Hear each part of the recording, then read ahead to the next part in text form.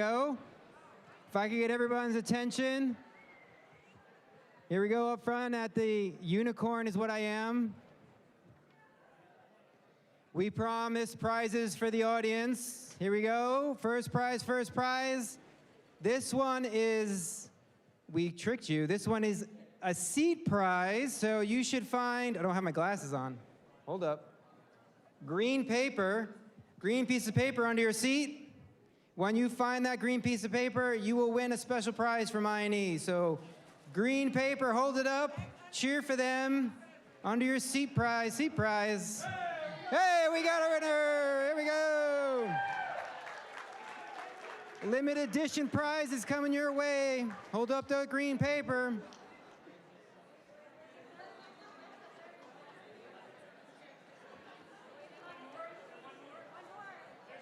There's one more. Rip a seat apart. Where is it? Probably down front. Not yet. Ooh, hold on to that yellow. If you found something else.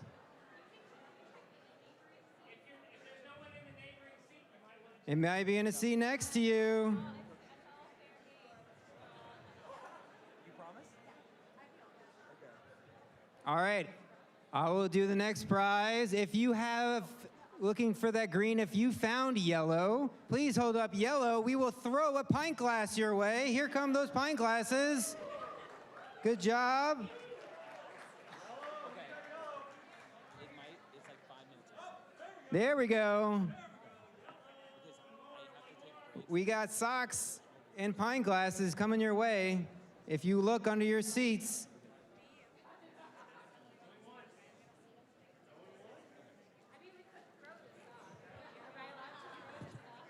Well, we got something. Wait. All right. Do we do the pint glasses? Just the sock? Just the socks left? Yeah. Good news. All of you. Okay. All right, raise your hand if you have an answer. We're doing trivia, live trivia. If you can name a Duke-founded company, raise your hand. Oh, I got one right here. I did this last night. He knows the answer. Duolingo. There we go. Socks thrown your way. No pint glass yet? All right. Didn't find the pint glass. Whew. I guess what the question is, right? If you can name a Duke-founded company, raise your hand. Oh. Whoops. It's okay. It's okay. DraftKings? There you go. We got another. And if you've listened to the radio, you know that DraftKings is now allowed in North Carolina. All right. Are we ready for the next? All right, here we go. Now, when you came in, there was a way to vote for the audience choice in case you got frustrated and they made you try to create an account. Right here, when you scan this, it'll ask you if you need to sign up or sign in. You can skip for now and then vote. Last thing on that also, if you have a raffle ticket and have not given it to one of us, raise your hand and we'll come around. We only need half of those raffle tickets. Everybody has a raffle ticket? We can't do one? We're gonna toss it to Jamie. Okay. Intro, and then we'll do it after. All right, here we go. All right. I am proud to bring up Jamie Jones, our director of Duke I&E. Let's give her a round of applause. Welcome to Duke Startup Showcase. We've got quite the agenda for you tonight. Prepare to be wowed. And starting with the Dean of the Fuqua School of Business, Bill Bolding.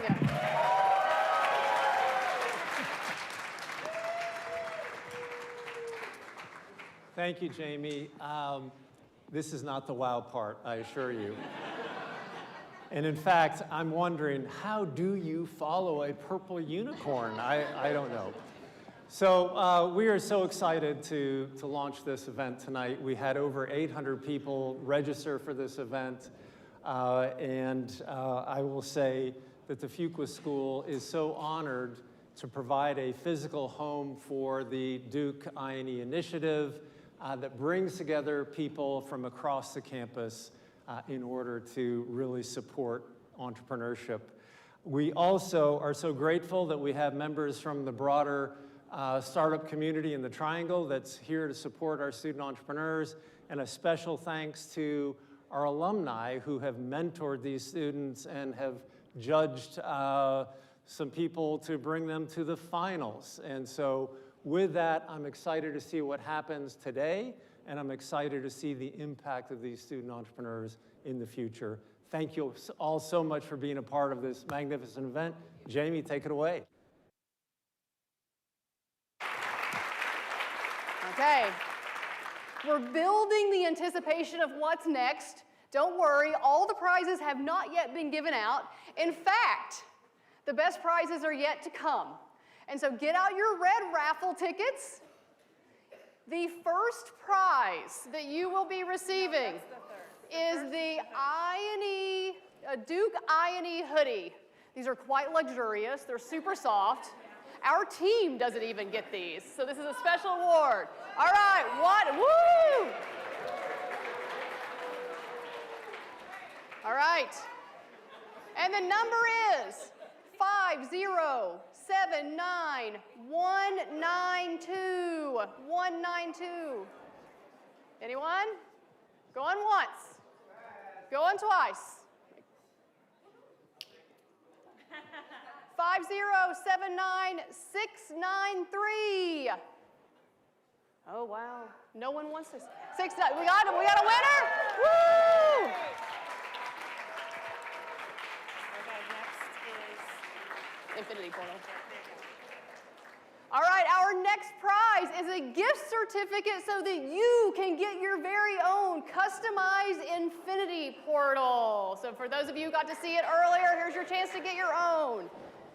The number is 5080581.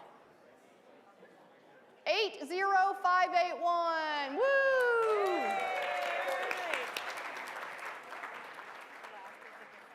And our final audience prize tonight, before we start giving away a ton of money, over $100,000 in non-dilutive prize money today, is going to be a gift basket that has treats from Ahav, Big Spoon Roasters, and Vienna Snacks. And so the winner of this awesome Duke Entrepreneurs gift basket is 5082163. 5082163. Okay, I'll take it. Thank you.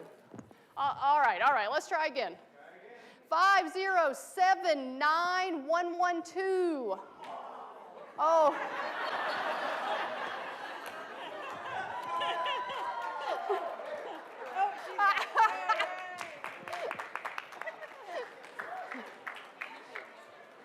Somebody clearly was one off on that one.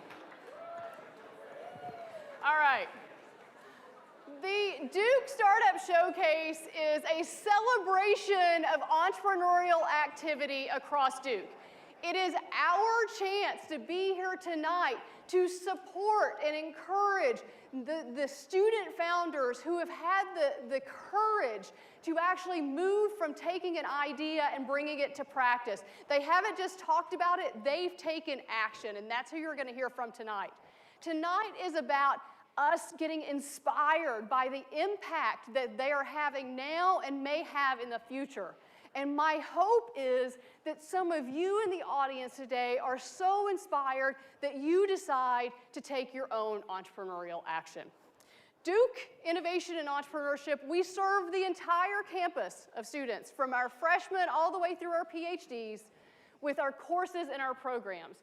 And we center all of that on building the behaviors and the skills that you need to move from idea to action. And that's what you're going to see from your classmates and colleagues here today as they get ready to pitch their ventures. We had 61 applications from across campus, from all different programs across campus. This is a testament to how much entrepreneurial activity there is across Duke. The Duke I&E team reviewed and selected 36 of those 61 ventures to showcase tonight. So you've had an opportunity to engage with all 36 of those teams. Those 36 teams, their applications were reviewed by our panelist of semifinal judges, many of whom are members of the Duke Innovation and Entrepreneurship Advisory Board. So thanks to all of you for your hard work. We're incredibly grateful for that. Those 12 finalists had an opportunity to pitch our final round of judges. These judges represent hundreds of millions of dollars of startup investment capital and have deep operating expertise of their own. And they're the ones who selected the 6 ventures that you're going to see tonight. And I have seen all of these pitches, and I am so excited for you to get to hear them as well.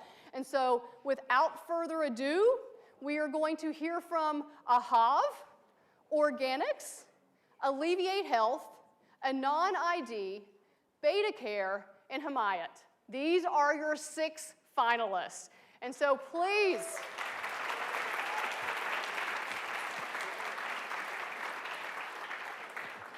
join me in welcoming to the stage Liam Frumkin from the Duke class of 2026 and the founder of AHAV.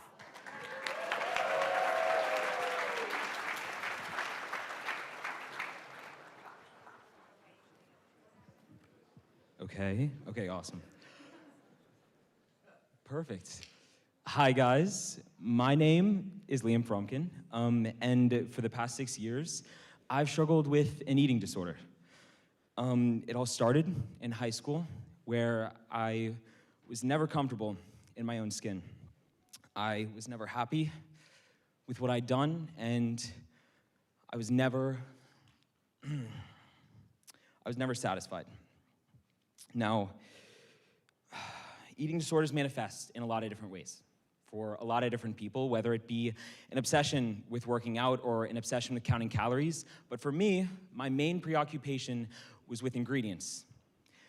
And because of that, I quickly realized that the snack market is full of snacks that are ultra-processed, that are full of ingredients that I couldn't even pronounce. And this is not a small thing, guys. This year, researchers found that diets with ultra-processed foods lead to a high risk of cancer, anxiety, depression, autoimmune diseases, and so much more. Now, as a result of the problematic food, snack landscape, I started to eat less and less, and my disorder got worse and worse.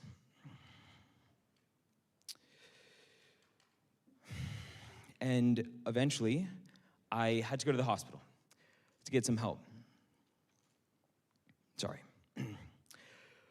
But after getting some much needed help from outpatient care, I finally decided to get into the kitchen and start coming up with my own solution.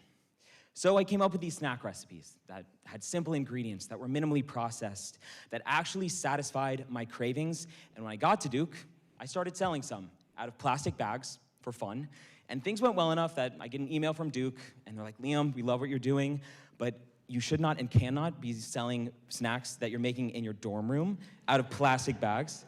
And that was a really good move, Duke. So I reached out to Duke I&E, I found some really cool resources, and I decided to take the next year off, move to DC, and start my own company surrounding around the problem that there are barely any snacks on the market that both satisfy people's cravings and have simple, minimally processed ingredients. And that is when AHAV was born. Healthy cookie dough bites that are vegan, gluten-free, high protein, high fiber, minimally processed 5 to 6 ingredients that you can actually pronounce. And importantly, money from every single unit goes to the National Eating Disorder Association and to No Kid Hungry, because the point of AHAV is to help others, is to give back, is to make the world a better place. So let's look at some traction that we've had so far. Well, we launched the company New Year's Day, 2023, And in our first year of business, we were able to make hundreds of thousands of dollars. We now have over 250,000 followers across social media. I have a full-time team of 6 people helping me in manufacturing and order fulfillment in our own kitchen facility out of DC. We're in over 50 independent retailers. And the thing I'm most proud of, we have been able to donate a little over 100,000 meals to kids in need and help a little over 10,000 kids get treatment for their eating disorders.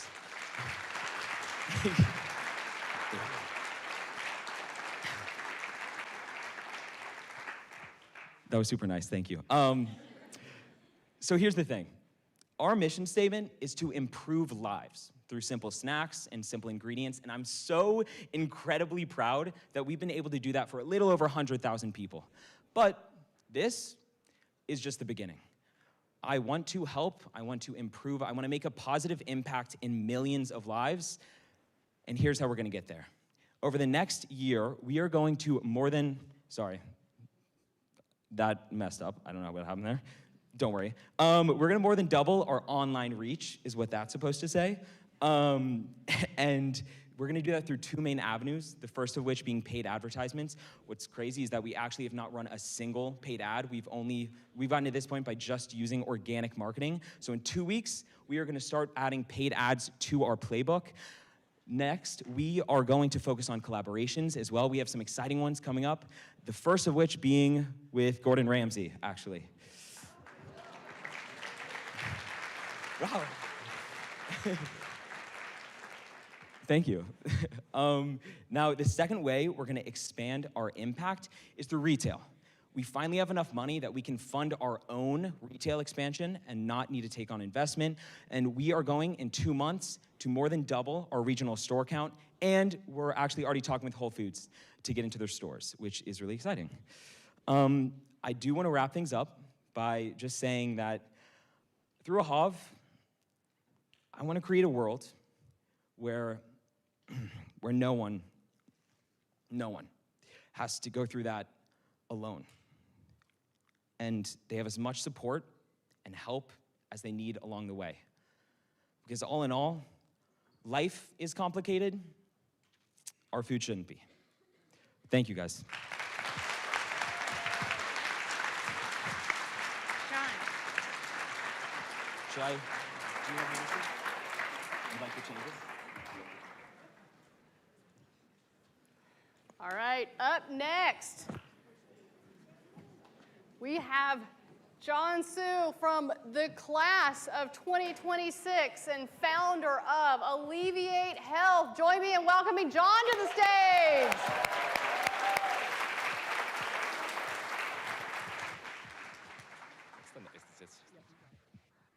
All right. Yeah, it's kind of a tough act to follow up. Hi everyone, my name is John. I'm very excited to talk about Alleviate Health. We are on a mission to replace the front desk across healthcare. Okay, the problem. So my team and I have grown up around healthcare, and after talking to 83 providers and 5 clinical trial recruiters, what we've seen across the board is that front desks in healthcare are under an immense amount of pressure. And by front desks, what I mean are like the workers that are dealing with the day-to-day administrative tasks. Things like recruiting participants for clinical trials or scheduling appointments, things like that. And despite the fact that billions of dollars are being thrown at this issue, patient communication is still incredibly manual. People spend hours a day on it, and it's a huge bottleneck for growth. And patients, providers, clinical trial recruiters, all of them are feeling the detrimental effects. This is obviously a huge overarching issue. It's not something we can solve on our own, but we've identified 2 niches to hone in on that are especially problematic. First is appointment scheduling. It costs an average of 13 minutes for a patient to actually schedule an appointment. This is very bad, huge time sink considering some clinics are scheduling dozens of appointments a day. The second niche is the one we talk about primarily today. It's the one we're a lot more excited about because there's a huge potential in it. It's clinical trials recruitment. So basically, clinical trials need participants to participate in their studies, but 85% of them enroll underneath their contracted target amount. And every day that drug development is delayed, that equates to up to $8 million lost in terms of time, in terms of resources, in terms of people. So At Alleviate Health, we're trying to alleviate, the pressures that these front desks are facing, and we're doing this by providing custom AI agents that automate all of these front office workflows through SMS and voice bots. So these workflows include things like inclusion/exclusion questioning for clinical trial participants, or booking patients, appointments into a practice's EMR or PMS. Quick overview of how the platform actually works. It follows a very simple 3-stage pipeline. First, the front desk workers themselves creates the custom workflow on their dashboard. So like if you're a clinical trial site, you create some sort of study, you input the parameters for that, you can create some sort of appointment. Stage 2, the patients interact with a custom AI chatbot through like SMS and voice that handles the administrative work. So you can see like an example of text conversation there. You can see my beautiful co-founder, Safik, over here talking to the phone. Sorry, we don't have time. And third, all those changes are integrated back into the clinic's like native management system, so it seamlessly integrates with their current workflows. Just like traction we wanted to highlight, we have 13 paying providers and clinical trial recruiters. We have an 8-office, 50-provider clinic on pilot. We've saved over 120 hours worth of administrative work with the people we've worked with already. And this final one we're especially excited about because we've seen a 2 times increase in clinical trial conversion rates. And so by conversion rates, what I mean is like from trial reaching out to someone and them actually enrolling in a study. And each participant in a clinical trial yields $6,000 for the study itself. So, and any sort of marginal increase in that number is like huge for us. Go-to-market strategy, we're seeing like our GDM strategy in like 3 primary stages. Stage 1 is product, where we're working with small clinics, refining the core features of our platform, validating the demand. I think we finished most of the work we wanted to in this stage, so we're now on stage 2, which is anchor clients. This is the first 100,000 in our annual contract value. During this stage, we want to adopt a high-touch approach, so we're doing a lot of the manual customization work ourselves. And acquisition through this stage mostly comes through referrals and cold outreach, but we've seen some pretty good success with that. Stage 3, we want to transition to a low-touch approach, in which case we're actually scaling and we're having the clients doing all the customization themselves. During this stage, we're seeing most of our acquisition come through inbound channels, things like us going to conferences or just word of mouth in general. This is our team. I love our team so much. We're all very technical. We work really well together, and we're all very passionate about the health tech space. And we also have a great group of advisors on board, people ranging from high-level C-suite executives in very successful health tech startups to high-ranking officials in clinical trial sites to people who are also, managing partners at big clinics like Anuj and Scott. Thank you all so much for listening. If you are involved or know anyone in the clinical trial space or the healthcare operations space, please come talk to me and Safik or Arnav. And we have free stickers, so thanks. Nice job, John. Excellent. Next up, we have Sarah Houston, who is graduating in a matter of weeks as part of the class of 2024 and is founder of Organic. Sarah, please come on stage.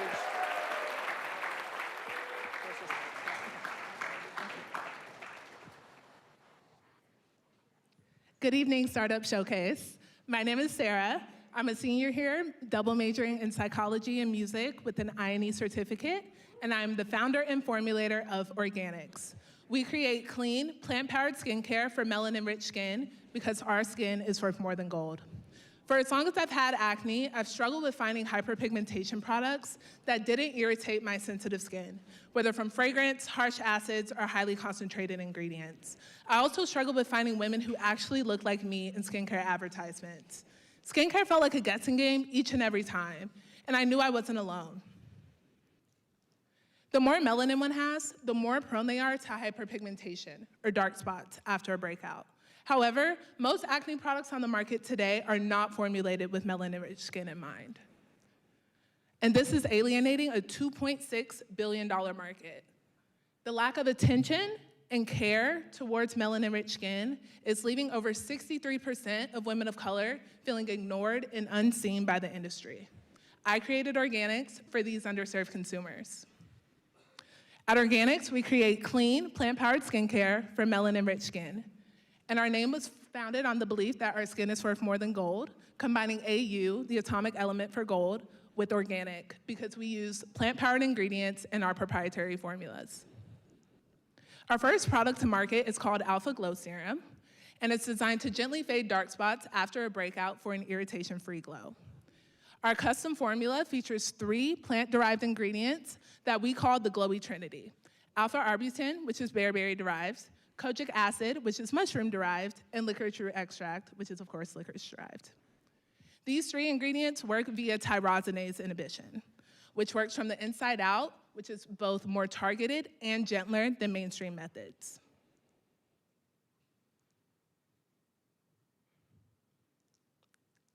Meet Team Organics. So I started building this team last summer while I was taking my course in organic skincare formulation, and I started hiring for roles that really support our key milestones over the next 6 to 12 months, especially in social media marketing and email marketing. We are also actively supported by a team of advisors with experience in B2B and B2C marketing strategy, demand creation, and executive leadership. US skincare is a $22 billion market growing 4% each year. For our serviceable addressable market, we niched down to Gen Zers of color, and we got $2.52 billion. We believe that we can capture 5 to 8% of this rapidly growing underpenetrated market segment within the next 5 years for a serviceable obtainable market of $200 million. While we have identified these skincare brands that either operate in the lane of sensitive skin or hyperpigmentation care, we found that our customers actually use drugstore products which do not meet any of the criteria listed here, and this is because of their willingness to pay of about $30. What we do know from our over 300 customer interviews is that our customers are looking for products that work for sensitive skin, and products that work for melanin-rich skin. We have a product that does all 3 at a competitive price point. Our customers are Black and brown glow getters in their 20s. And we call our customers glow getters because they are ambitious young professionals that consider their skin to be their first impression, especially during a breakout. And we have a business model that supports our expansion into retail and wholesale partnerships with our high gross margin. And we have a B2B and B2B2C sales strategy. So this allows us to reach our customer directly on our website and at pop-ups, and indirectly via retailers. And we actually just signed our 2nd contract with the retailer today for Self-Care Marketplace in Raleigh.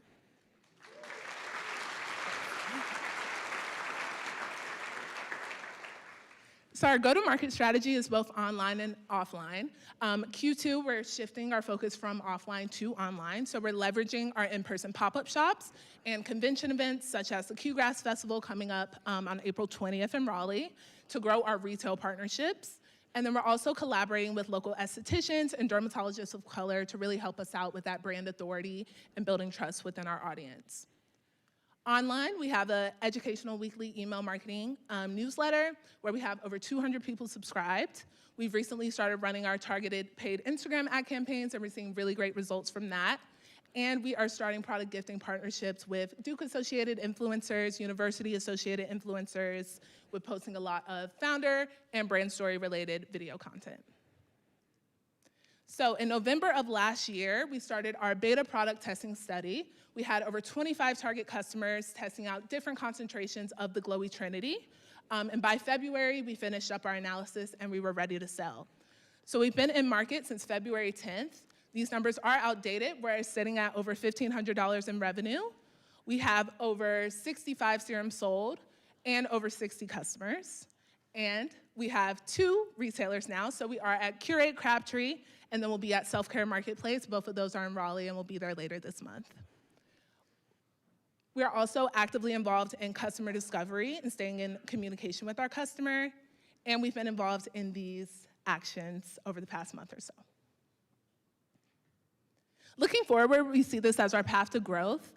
So we have our quarterly milestones that are based on our key assumptions that we will continue to test and optimize over the next 6 to 12 months. I do plan on being a full-time founder after graduating Duke in a couple weeks, so I'm really excited for that.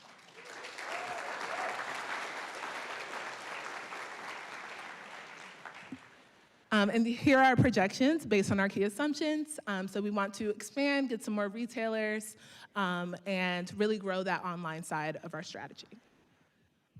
Our asks to you today are any introductions to anyone in the beauty industry, if you know any beauty or wellness founders of color, or retailers, buyers of beauty brands, anyone experienced in the space. Also, SEO experts, as we look into expanding and testing out different channels, especially Amazon, and share us with a melanated friend. And for the students in the room, we are hiring, so we're looking for a sales and outreach intern to join our team. You'll be joining a great team of super passionate people who are committed to revolutionizing the skincare experience for melanin-rich skin. So if you are interested, please send me an email at sarah@organicskin.com. And with your support, we can continue to revolutionize the skincare for melanin-rich skin because our skin is worth more than gold. Thank you. Incredible. That was awesome. Thank you, Sarah. Thank you so much, Sarah. Fabulous. Next up, we have Javier Casado. Yes. Javier is one of our MBA students who is also graduating weeks from now, weeks coming up, and is a co-founder of a non-ID. Javier. Thank you so much, Jamie, for an amazing introduction. And I would be remiss if I didn't say thank you to the entire I&E department. A non-ID was founded at Duke. It was incorporated at Duke. The idea came while at Duke. And again, the I&E department has been incredibly supportive. So round of applause for them, please.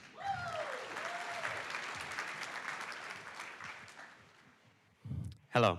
So my name is Javier Casado, and I am the founder of a non-ID, which is an anti-fraud software that authenticates users without any private data. This means that users are able to maintain control of their data, which protects both users and businesses from some of the internet's worst atrocities. I mean, I'm sure some of you in the audience right now have some scam texts, scam calls, or scam emails, and I'm sure some of you have worked at companies that have been victims to ransomware attacks. The reason this happens today is because companies all have to have a different copy of your data. So like 20, 30, 40, 50 different companies all have copies of my data. And they do this because it's getting more increasingly difficult to prove that someone is actually a human. With AI and deep fakes and all sorts of videos coming along, it's gonna be much, much harder to confirm that the communications we're receiving online are actually coming from the person that we think they're coming from. And that's where a non-ID steps in. Unfortunately, centralized servers suffer from having to store copies of data. So it's this paradigm where businesses own the data, and in the future, users will be able to own the data. And this is a very massive problem. I mean, you've all heard of the Equifax hack, and there's continuing to be, this is just 2023, $10 billion lost in fraudulent scams and $5 billion from ransomware, and this affects even the big players as well. This thing is sensitive. The world I see tomorrow is a future where users have full control over their identities. They're able to create their own digital identities that can be verified on a blockchain. And why this could not be done before is because previously, if I gave you a digital identity, you could like Photoshop it or change it or edit it and do all sorts of digital things to it. But now with the blockchain, these are untamperable credentials. So users can truly own legitimate identifying tokens. And in our system, we're going to use the HTTPS protocol to prove that live humans take pictures from their device. Some of you who came by the table were able to see this in action. And essentially what this creates is that instead of the business storing the private data, the user stores the private data, and then the business can verify each user based on this decentralized biometric token. And that is a non-ID. So it's a biometric peer-to-peer network using Web3 and AI to build an identity facial recognition system that's fully controlled by each individual. This alleviates privacy concerns and also ensures that businesses are able to have unidentified data on their servers, which is less attractive for hackers to hack. The GDPR laws are changing. The SEC law has just passed a fine that makes all companies have to report cyber breaches within 4 days. And it's becoming more and more expensive to store this private data as it becomes harder and harder to prove that people are who they claim to be. A non-ID is simple. Users enroll with their face, and then they're able to link that face vector to a unique identifier, which essentially is stored on a IPFS server, which is a server not owned by anyone. But without getting too deep into the technical jargon, it's a face ID owned by the user, usable from any device at any time. We had a demo and a video, but you guys will have to check our website, www.nonid.io, to check those out. And again, businesses can easily onboard to a non-ID, whether it's via API call or on-premise. In fact, that's one of our unique strategies. By using decentralized technologies, we're able to deploy our network on-site or on-premise, which for private organizations that want to stay private, this is something that no other provider can do, as all other providers have a location where they are storing the data. Here, the users store the data. The identity market is around $15 billion, and that includes a wide range of industries, from ticketing to healthcare, remote identity authentication, casinos, and more. As we get our proof of concept in our ideal customer profile, which I'll get to in a second, we'll start looking to getting the testimonials and proofs that we need to move forward and start to address some of the greater markets. One of the things I'm most excited about on non-ID is all of the other industries that we'll be able to affect. And again, like I said, this affects everyone, not just the data companies, but the companies who want to provide you service, but they need to identify you. Casinos are our ideal customer profile. They are suffering not only from having to identify if a user is who they say they are. They recently got hacked for hundreds of millions of dollars because someone called them on the phone with a LinkedIn profile and pretended to be their IT director. With a non-ID, a simple photo would have stopped this in seconds. In fact, we have a contract with a CasinoSoft provider, and their CEO said that if you can figure out how, well, you can read it for yourselves. So he did sign a contract, and we have sent him our first version of our MVP technology. So once he confirms functionality, we should be able to start generating revenue, which is very exciting. We're going to be plugged into casino kiosks. So essentially, our API can be used from any device, not just iPhones. We can plug into the cameras at a slot machine, and when someone puts money in the slot machine, automatically take a picture of them and start building a facial recognition profile. The biggest concern with facial technology is how this technology is being used and if it's being properly regulated. With a non-ID, the user controls how the technology is used. We also have a contract with a digital art marketplace, and just recently had our case study at our Duke Web3 conference last weekend, where we had about 60 people register with a non-ID. Took them about 2 seconds to enroll, 1 second to verify, and we had about 100% server uptime.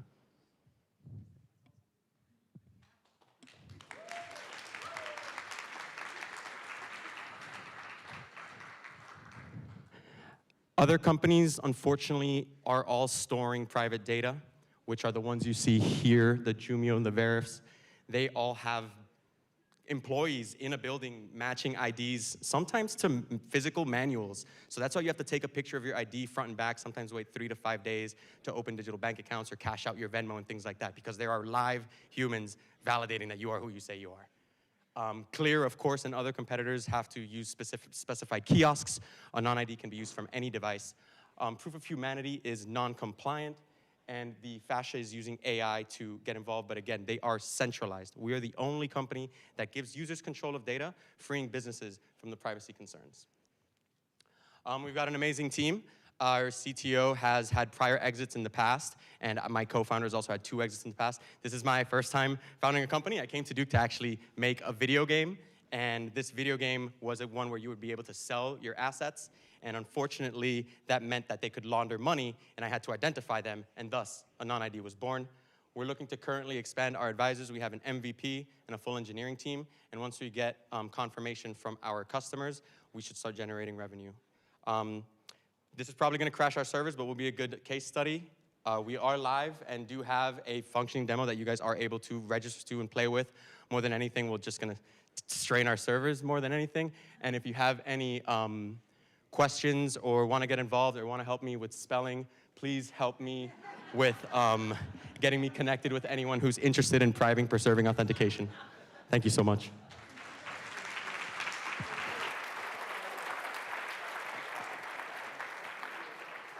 Thank you, Javier. Thank you so much.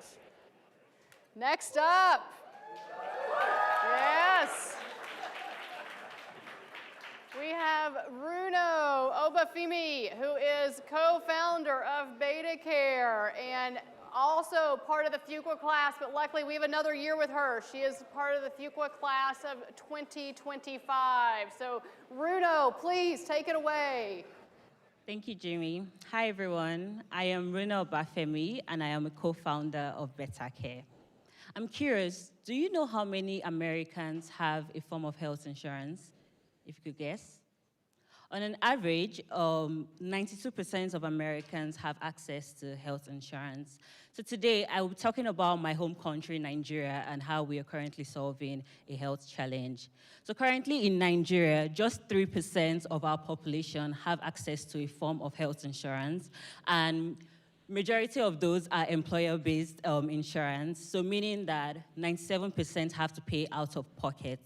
And in 2023, according to Bloomberg, about 133 million Nigerians were multi-dimensionally poor. So you wonder, how do these people actually pay for this high out-of-pocket cost?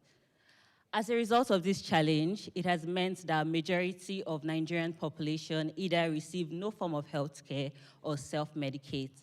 And I'm currently trying to solve this problem with my co-founders through Better Care. Our primary service are divided into two.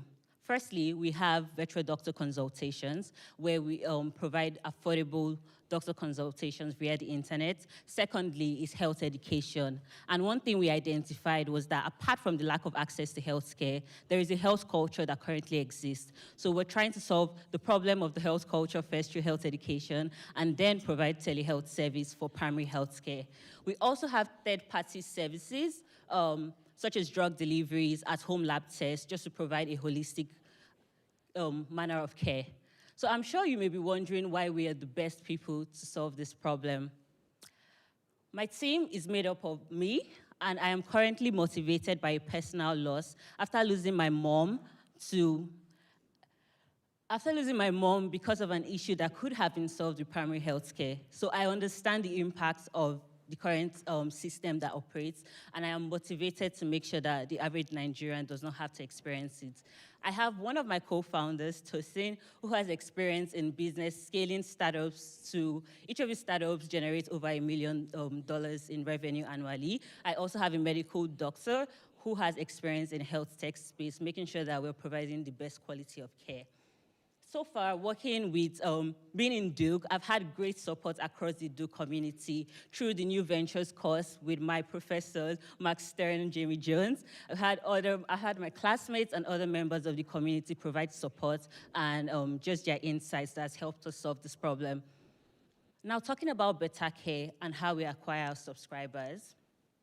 Currently, the regular user, you can actually scan the QR code if you're curious. The regular user interacts with our ads on a web page or an application. And when they click on it, it takes them to this page where they opt in with their call minutes. And what that basically means is think of your AT&T T-Mobile. So instead of paying for cash, which is an actual issue in Nigeria, they pay with our version of AT&T call minutes, and then we are paid by this telecommunications company. So those are our payers. So after opting in, this is our dashboard, and so they go ahead to log into Better Care. They have to answer, this is your dashboard. They answer a series of questions just to give our doctor information before they start the consultation.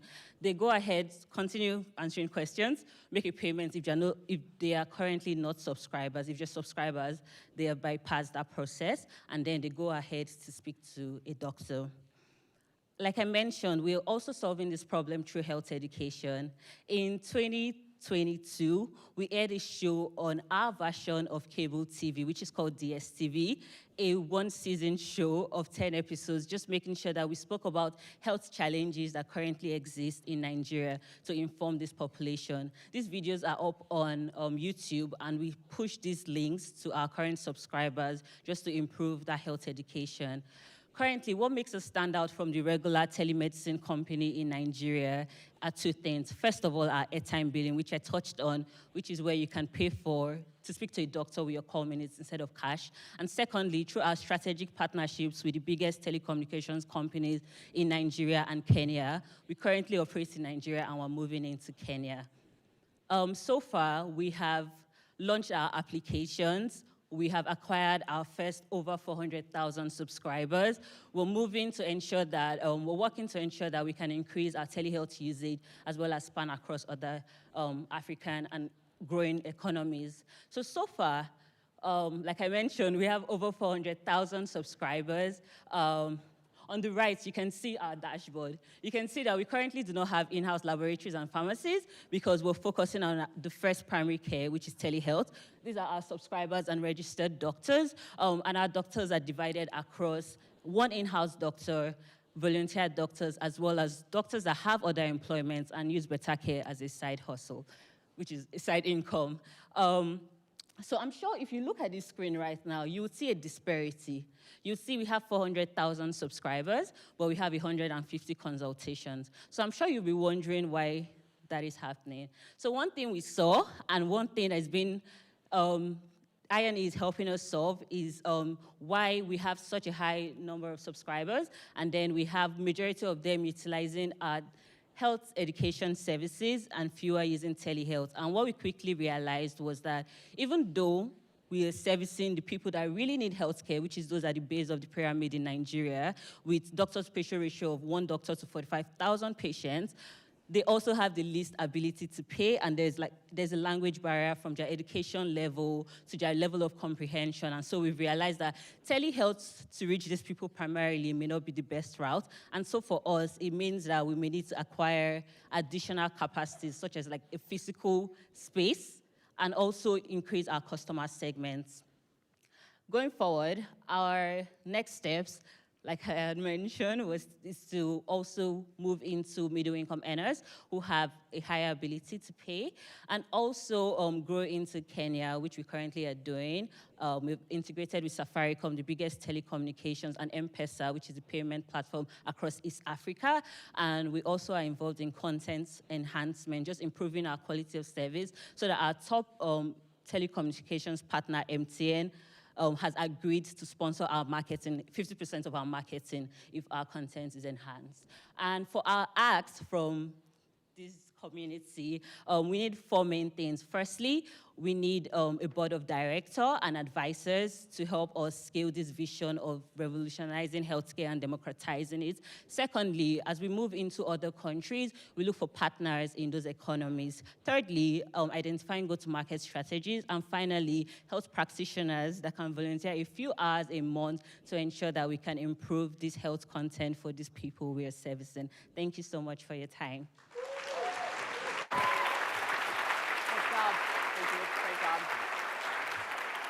Wonderful. All right, and last but certainly not least, we have Arya Device. Come on, yes, Device, here we go. And because 1 degree is not enough, Arya is getting 2 in a matter of weeks. She is both an MBA student as well as a Master's of Public Policy student and a co-founder of Himiyat. So Arya, please take it away. Awesome. Thank you, Jamie. Hi, everyone. My name is Arya Divse. I am one of the co-founders of Himiyat. And before I start telling you a little bit about it, I want you to meet someone. This is Kavita and her maid, Asha. So in 2014, Kavita faced serious postpartum depression after giving birth to a beautiful baby girl, and she really needed help.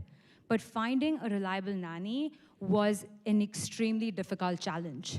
She used multiple strategies. She found them through referrals, but because the turnover rate in this industry is so high, it is because they aren't able to provide adequate employment benefits at a low cost, she couldn't retain a nanny. After that, she used agents to try and find nannies, agents that had networks of maids to support them. But these agents used outdated matching processes, and she couldn't find one that matched any of her specialized needs. Finally, after 1 year and 7 tries, she found Asha. They worked out an informal benefit system that worked for them, and now Asha has been with her for over 10 years and is an actual support to her as well as her daughter. Kavita and Asha are not alone. 500 million households in India employ at least a domestic worker. In fact, it's the fastest growing sector for female employment in the country, with 50 million women currently working as maids. But here's the problem. 94% of them lack any form of social protections, legal protections, health insurance, financial savings. We've worked with over 350 stakeholders, interviewed them, spoken to them, and realized that this system is broken. There's a lot of frustrations here. There's households that are struggling to find the right fit for their needs. Employment benefits are extremely, extremely unaffordable for households to provide their maids, and this causes high turnovers. There's maids who have no access to any form of employment benefits, no savings, no health insurance, and they can't even find reliable, stable work.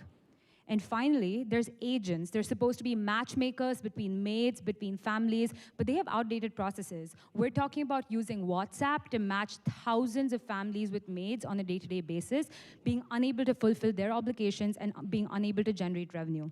Because of that, they cut corners and are unable to provide benefits to their staff, which is a broken system. And that's where Himayat comes in. Himayat is a B2B2C platform that is working to revolutionize the domestic work industry in India. For agencies, we offer streamlined operations and a promise of increased revenue and growth. For families, we provide them with verified effective workers. And for maids, we provide them critical protections such as health insurance, financial savings, and life insurance.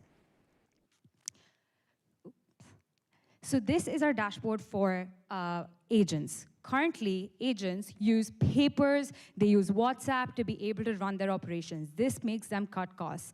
At Himayat, we're trying to change this. We're providing them with a dashboard where they can effectively match families with the maids. Here, we're trying to create a system where they don't have to cut costs, and through us, they are able to provide benefits to thousands of maids within their network.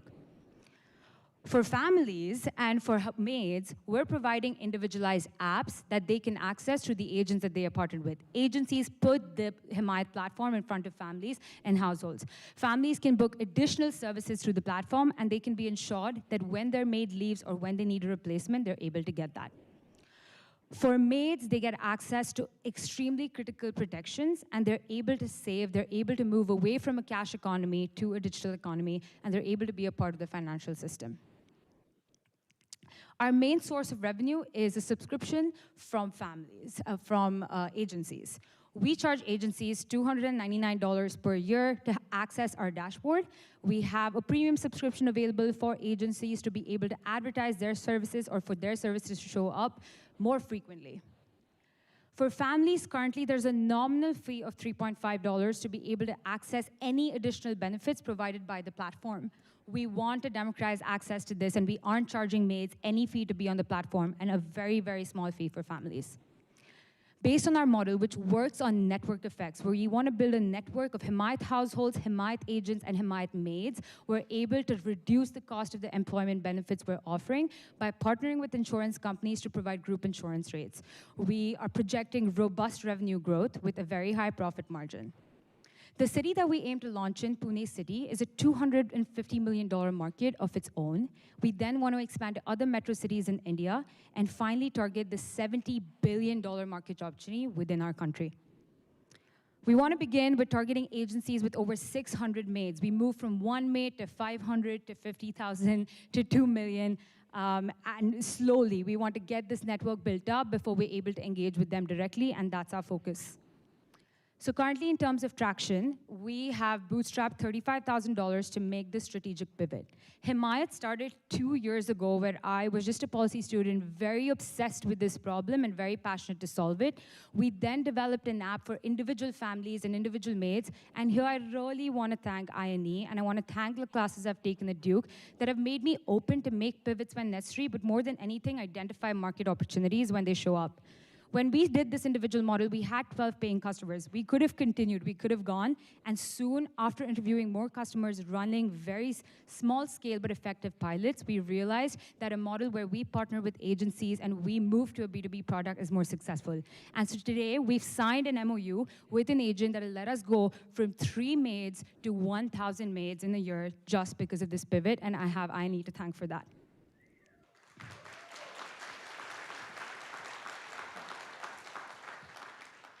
We have an incredibly diverse team with experience in entrepreneurship, labor law, women's rights issues, and an amazing set of advisors that have helped us. But as a female founding team, why we're so passionate about this was because we were raised by domestic workers. We've seen this issue every single day, and we want to give back to the women that raised us. So we're extremely, extremely excited to tackle this problem head on and to give back to the community that raised us. The thing I love about Himayat is that this is an impact venture, but it's not impact for the sake of impact. We actually think that having this impact lens is a competitive advantage for us because all of our employers right now are designing products just for employers. No one is looking at maids, no one is looking at the employee side of the issue, and that's where the real opportunity is. We're really missing out 50 million people from our analysis of the situation.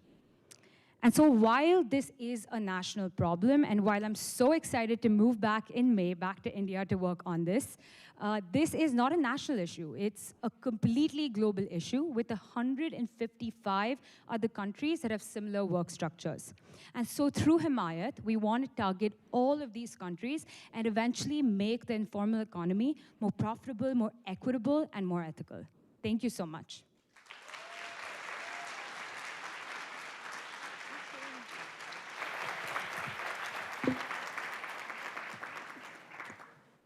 Wow. Please join me in thanking and congratulating these teams one more time.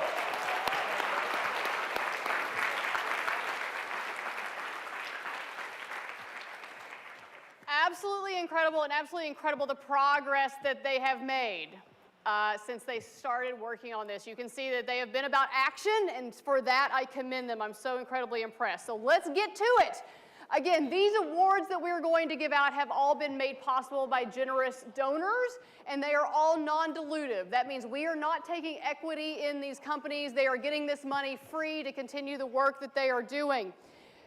Our first prize is our Social Innovation Prize that's open to any student at Duke, any student in the competition, and the winner of that prize, thank you very much, is Ahav Liam.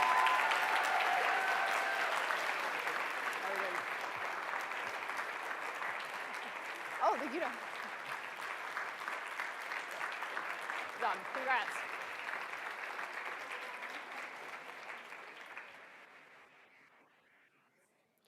Our next prize honors the memory of Fuqua alum Dean Yip, and it is awarded to a Fuqua student only. So you have to be a Fuqua student in order to be eligible to this prize.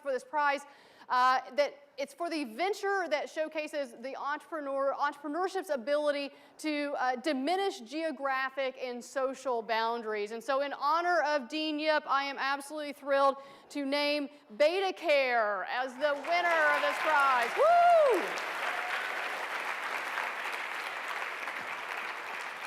You should stay in the picture.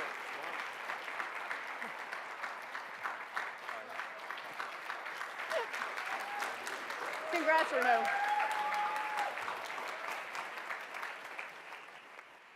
While we are doing the Fuqua Awards, we're going to stay on topic. So this is the Fuqua Fast Pitch Award. This is an award that's granted by the Dean's Office. So when you see Dean Bolding again, tell him thank you for that. For the top Fuqua Award. So the top Fuqua venture tonight. And that goes to a non-ID.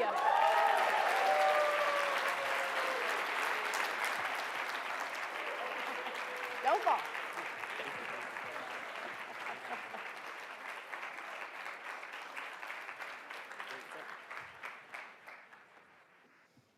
All right. So for all of the graduate and professional students that have participated tonight, we have our runner-up prize of $10,000. So our runner-up prize across the graduate and professional participants. Himayat.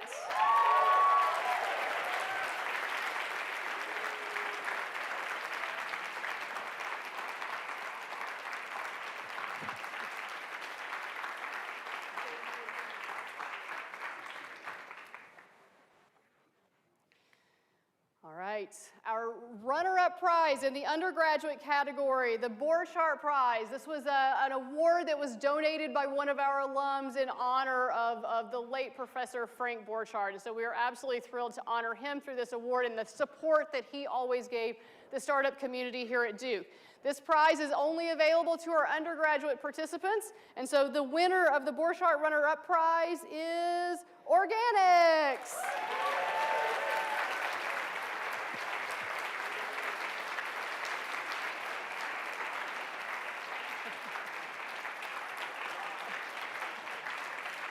job, Sarah. All right. Ooh, we're getting to the big money. I know, we're getting to the big money. $30,000 for our top prize from our graduate and professional school participants. Give me a drum roll. Goes to Beta Care.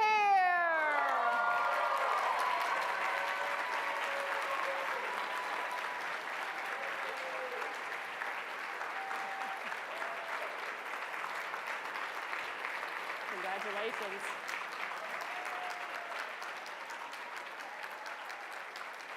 Great job.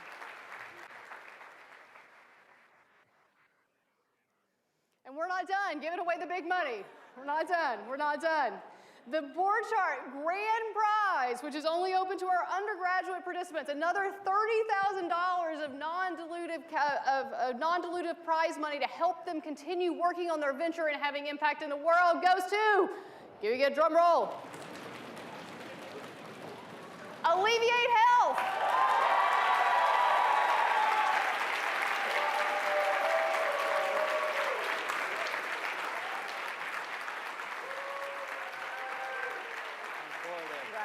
Come on up, come on up.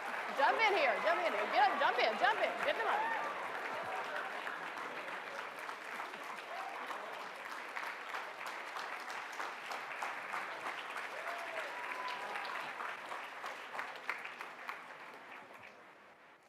And last but not least, the prize that has been chosen by you from all of the 36 participants that were out in the showcase earlier today goes to, it's $5,000 going to Style. Come on down, Style.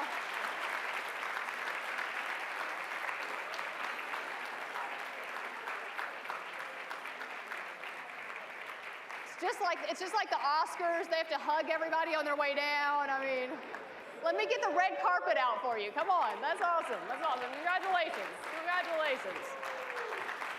Congrats, congrats, congrats. Good job, good job. Congrats, congrats. Here you go, grab one. No, no. All right, fabulous. All right.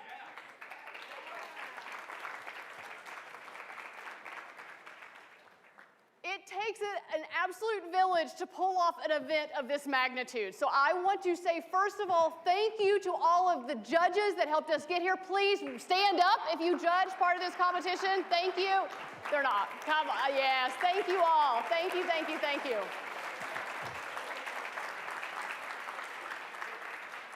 Thanks to all the generous donors who made these prizes possible. We are incredibly grateful. But most importantly, I want to thank the Duke INE team. You heard how impactful the work that they do is to the students. And so thank you to the entire Duke INE team, especially Amy Linane and Solomon Valentine, who really owned this event. So thank you all. Thank you so much.